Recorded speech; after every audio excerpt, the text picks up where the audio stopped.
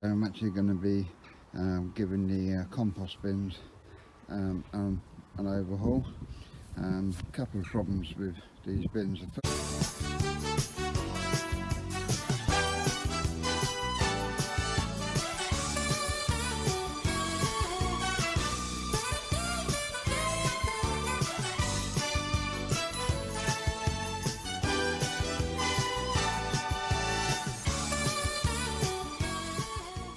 First one is they're not lined, so they're not holding moisture and heat very well.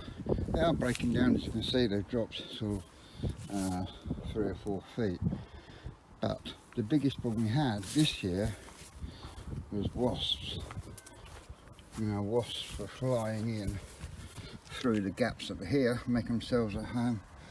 And I reckon we had probably 2,000 or 3,000 wasps in here, so I'm hoping by lining these they're going to help hold the moisture and the warmth and the heat, and also stop the wasps from that flying in through the gaps and getting into there and breeding. So yeah, that's the project for today, and I'll show you the steps as I go along and the materials we're going to be using. We'll also have a look at the compost, how it's looking after 12 months. So the first thing I'm going to do is I'm going to start deconstructing this layer by layer and move the least composted down material from the top. I'm just going to set that aside over here out of the way, and as I work the way down and the usable material that's already composted down near the bottom, I should barrel up ready to top dress the breads. So I'm going to remove the top couple of layers and the least decomposed matter at the top, and then I'll show you as I get further down. So as you can see, I've got the top couple of layers off, and the texture's just starting to change. It's starting to get this sort of earthy appearance, and that's going to be good enough for top dressing there. So I'm going to scoop out what I can of this, and I'm going to carry on taking out this stuff that's not broken down. But as you can see, it's far too dry. This is what I've removed. Still very story, very dry, just not breaking down at all. So I'm going to get this mixed up.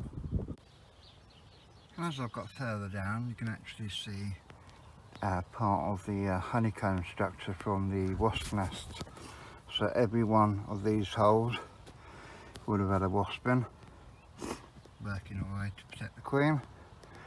And like I said, there's probably in excess of probably 2,000-3,000 wasps were in here at one point.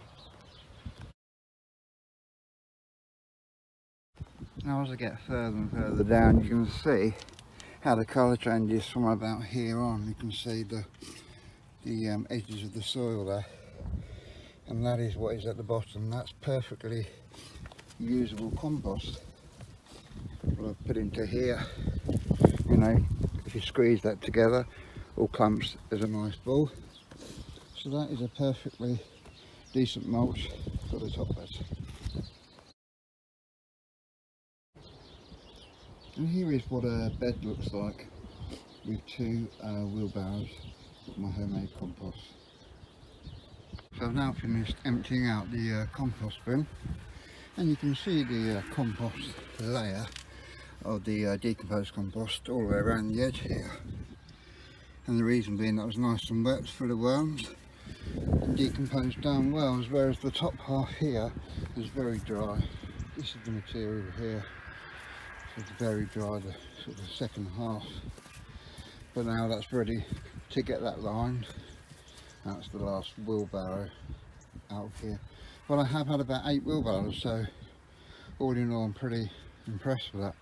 So like I said, I'm going to get all this lined now, and then we can start shifting all of that into here. Now the top level was obviously the bottom half, so that's the most decomposed, so that will go back in and end up at the bottom of this one to continue decomposing. And again, as I go down on that one, I'm hoping to see about the same amount of compost halfway down. So I'm going to get on and line these now, and then I'll come back. Using these 8x4 sort of plastic sheets Now it's marketed as floor protection cover, what the builders use to cover delicate floors when they work in houses and things. And I'm going to use this because it is a sort of plastic material.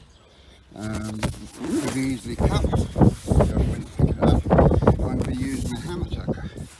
Now I picked up this hammer tacker. I think it was with 12 boxes of staples. I've got enough staples for life.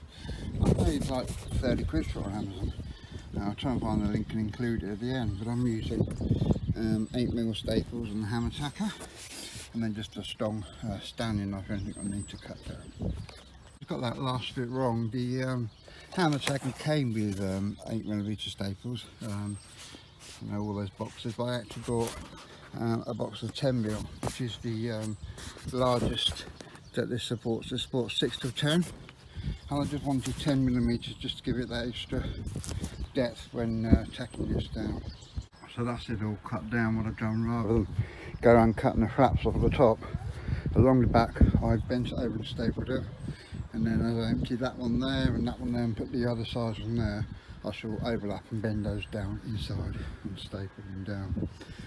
Now one thing you need to be aware of if you are using this proplex and like a staple gun or hammer tacker is this is very brittle, and I have seen splitting, so you might be just as well just to put some battens down and then maybe screwing through the battens to the wood behind instead of using a stapler or a hammer tacker. But we will learn, and if that's something I could do next time, I would put battens down.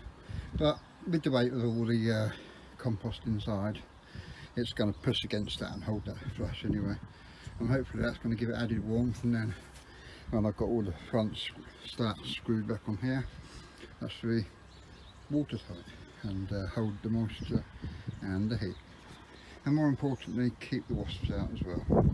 As I'm working my way down on the second bin, emptying it from this one into here, I'm already starting to meet the compost layer, and that's a lot shallower here than it was in the other one, where it was, you know, only the bottom quarter was compost. So this is broken down a lot better, so I think this has had a lot more moisture in. This side I've cut over here now, and then once I've emptied this bay here, that side will be cut over there, and then when I line this one, that will overlap here, staple down, and so on. So look out for part 2, where we complete this bin and the other bin, and we show you the end results. So thanks for watching. Please drop us a like, hit the notification bell to be notified any upcoming videos. If you're not subscribed, consider subscribing, and of course do leave me a comment. I do reply to all comments. There you go. This is Gary from G&B Allotment, and see you again soon.